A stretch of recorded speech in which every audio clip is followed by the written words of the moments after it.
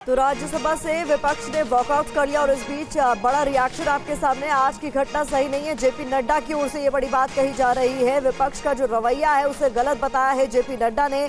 बता दें आपको, जया अमिताभ बच्चन कहने पर जया बच्चन भड़के, उसके बाद जोरदार हंगामा हुआ सदन के भीतर। विपक्ष ने इस बीच वॉकआउट किया और जब विपक्ष के तमाम नेता बाहर आए तो उनकी तरफ से कहा गया कि विपक्ष को बोलने का मौका नहीं दिया जाता। इस बीच जेपी नड्डा की तरफ से कहा जा रहा है कि विपक्ष का रवैया गलत है, आज जो हुआ वो सही नहीं है। तो ये इस वक्त की बड़ी खबर आपके सामने है। सदन के भीतर जोरदार हंगामे के बाद विपक्ष के तमाम सांसदों ने वॉकआउट कर लिया है और इस बीच अब जेपी नड्डा की ओर से कहा गया है कि ये जो घटना है आज जो हुई है वो सही नहीं है, विपक्ष का रवैया गलत है। उधर विपक्ष अपने साथ नाइंसाफी की बात बार बार कह रहा है कि जब हम बोलने की कोशिश करते हैं हमारा माइक बंद कर दिया जाता है। और ये केवल एक मुद्दा नहीं है जिस पर विपक्ष नाराजगी जाहिर कर रहा है। जया अमिताभ बच्चन का ये जो प्रकरण है पूरा, ये पिछले कुछ दिनों से सामने आ रहा है। एक मौके पर खुद जया बच्चन ने खुद को जया अमिताभ बच्चन कहकर संबोधित भी किया था, जिसके बाद सदन में हंसी ठहाकों की आवाज साफ तौर पर सुनी।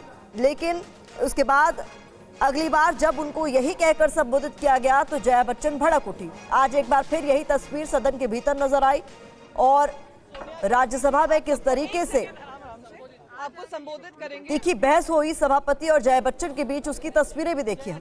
जया जी, जयराम रमेश जी। बार बार राज्यसभा में नेता प्रतिपक्ष मल्लिकार्जुन इस पूरे मसले पर जेपी नड्डा का क्या कुछ कहना है, जरा सुनिए। आपसे क्षमा चाहता हूं कि मुझे प्रश्नोत्तर था, इसलिए मैं Lok Sabha I must appreciate the gesture because I got a written communication of preoccupation of the leader of the house in the House of the People. I got that communication, sir.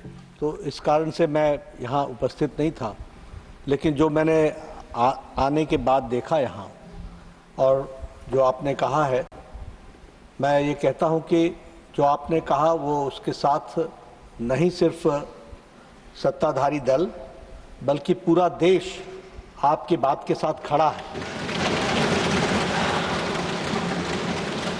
और जिस तरीके का व्यवहार उस तरफ से हुआ है वो बहुत ही अशोभनीय है और वो बहुत ही गैर जिम्मेदाराना है।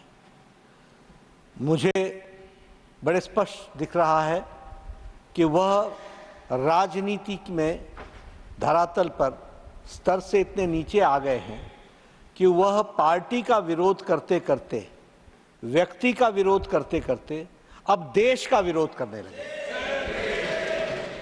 और देश में वह विघटनकारी शक्तियां जो देश को